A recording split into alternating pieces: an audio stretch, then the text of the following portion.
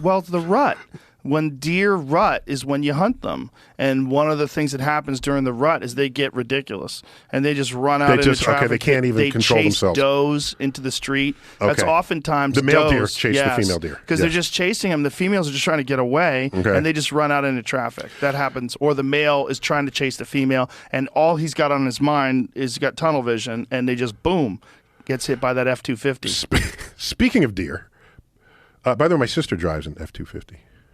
Or is it a 450? Is there a 450? No, she drives a 350. Excuse me. Oh, she has a dually? Yeah, she's got one where the tires can do separate things. Oh, okay. Up at the side, yeah. She's serious. She don't mess with my sister. Okay, is your sister out there off roading? What is she doing with that crazy truck? She likes being badass when the time comes. I like the way she thinks. But she doesn't hunt, so is missing half the equation there. So on the subject of deer.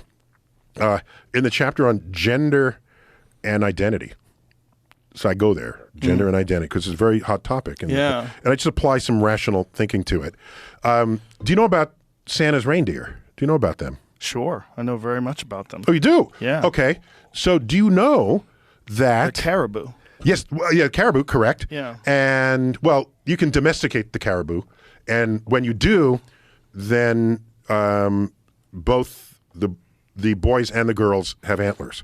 Okay? Well, that's just the fact of all caribou. Oh, all caribou. Excuse me. But sorry, the domesticated ones are called reindeer, but they're derived from the caribou. Correct. So now watch what happens.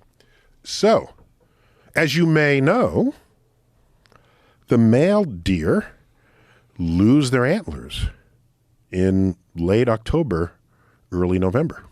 Depending upon where they're Unless you at. castrated them. They don't you castrate them, they'll keep their antlers. Yeah, but otherwise, they drop their antlers. Right. Before winter begins.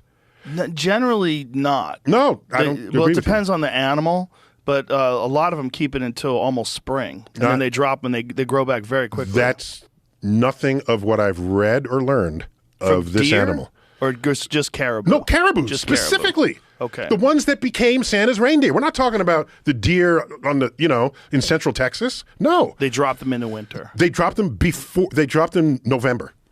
Okay? The female don't. The female don't. So all that means is all 8 of Santa's reindeer are female.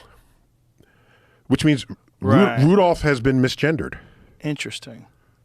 Well, do you know where the myth of Santa's reindeer flying comes from? I think it's from mushrooms, isn't it? Yeah, Amanita muscaria mushroom, which looks like Santa Claus. Yeah. That's it. With the red and white and dots. They love those things. They love the Amanita muscaria mushroom to the point where when people are doing mushroom ceremonies and they go outside to urinate, to drink the pee. Caribou will knock you over to get to your urine. Yeah, that's if you have crazy. domesticated caribou, they will knock you over to get to the urine because they smell the Amanita muscaria and whatever it's not psilocybin. It has to be such a major.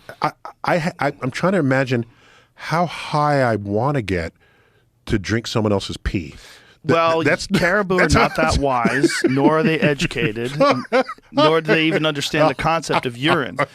Whatever the psychoactive compound, their sense of smell is preposterously intense. I mean, we can't even imagine what a deer can smell. They can smell you hundreds of yards away. I mean, I've seen deer go like this 100 yards away, and then they bolt because they smell you. They catch your wind. Yeah, they're amazing.